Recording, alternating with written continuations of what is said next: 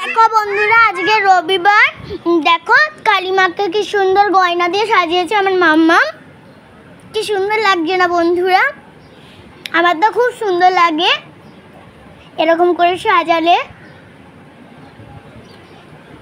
আজকে রবিবার, তোমাদের সেটা প্রথমেই বললাম। আর তোমরা কেমন আছো বন্ধুরা সেটাও বলবে। কিন্তু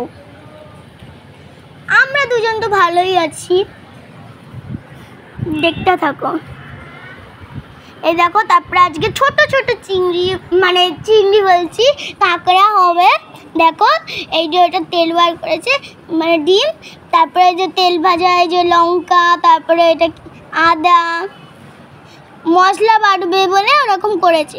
তারপরে দেখো ভাজা হয়ে গেছে এগুলো। দেখো কাঁকড়াগুলো ভাজা হয়ে গেছে, দেখো কি সুন্দর লাগছে না বন্ধুরা?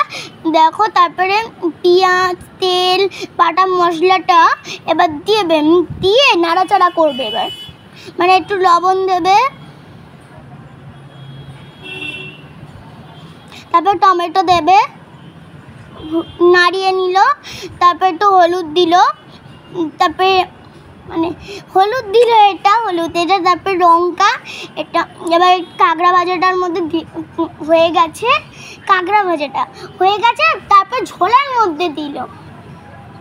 ভাজা হয়ে গেছে, রান্না করা হয়ে গেছে, দারুণ। এটা